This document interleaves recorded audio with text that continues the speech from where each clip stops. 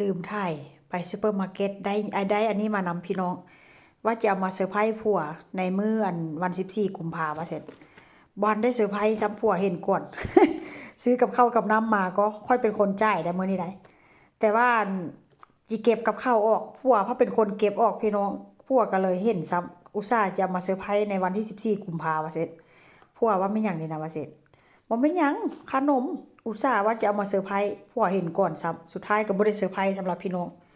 มันสิหมดก่อนมื้อวันที่14กุมภาพันธ์ซ้ำบ่จักผัวเห็นแล้วก็คือสิแบบว่าเที่ยวย่างมาเปิดตู้หยอกตู้เย็นแหละทั้งลูกชายทั้งผัวของหวานนี่มักขนาดอาจจะบ่ฮอดในมื้อวันที่14กุมภาพันธ์เด้อมันสิหมดก่อนน่าฮักบ่พี่น้องน่าฮักได้เขาเจ้าเฮ็ดขายมื้อนี้ไปแวะซุปเปอร์มาร์เก็ตมาได้หนวดปลาหมึกมาอีกแล้วมื้อนี้ก็ได้นะได้มาประมาณโลกว่านี่ล่ะพี่น้องแต่ว่าค่อยก็เฮ็ดกินได้แล้วมื้อนี้ก็เลิกงานมาแล้วก็ไปเข้าในเมืองก็เลยแวะซื้อของในซุปเปอร์มาร์เก็ตมาซื้อมาโลกว่าพี่น้องตอนแรกก็บอกว่าเอาโลนึงมันไกลมันเลยมาเขาก็เลยบอกว่าเอาเลยบ่ก็เลยว่าเอาเลยมื้ออื่นสิเฮ็ดจิ้มน้ำจิ้มกินแซ่บๆพี่น้องสิเฮ็ดแจ่วส้มบ่แจ่วส้มก็สิเฮ็ดแจ่วแจ่วซีฟู้ดนะเฮ็ดแจ่วซีฟู้ดลวกแล้วก็สิลวกแซ่บๆแล้วก็สิจุ่มจิ้มแจ่วกินแซ่บๆพี่น้องรอติดตามเบิ่งคลิปเด้อนี่ล่ะหน้าตาหนวดปลาหมึกสดพี่น้องนี่มีแต่หนวดใหญ่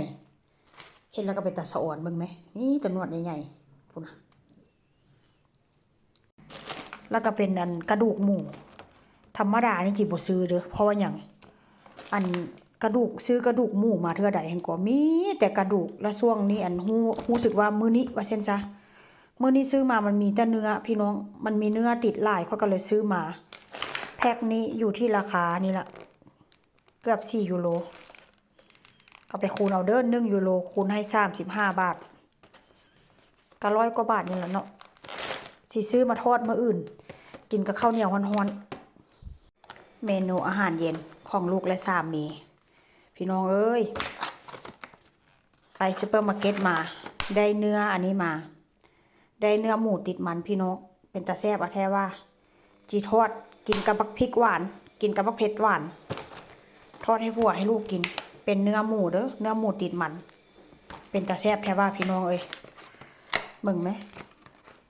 เบิ่งเนื้อมันไหมพูดน่ะพวกเจ้าว่าเป็นตาแซ่บบ่เนื้อหมูติดมันนี่นะแซ่บขนาดไหนนี่ได้แล้ววันนี้เป็นเนื้องัวบ่แม่นยังไดค่อยสิลาบอันนี้เป็นอาหารเมียค่อยสิลาบแซ่บๆลาบกินอดจ้อแซ่บๆเลยมื้อนี้ก็มากินนำกันเด้อมากินข้าวแรงน้ำค่อยเด้อมื้อนี้สิกินแซ่บๆเลยพี่น้องอาหารผัวทอดเนื้อหมูแซ่บพริกหวานอาหารเมียเฮ็ดลาบงัวแซ่บแน่นอนมื้อนี้นะ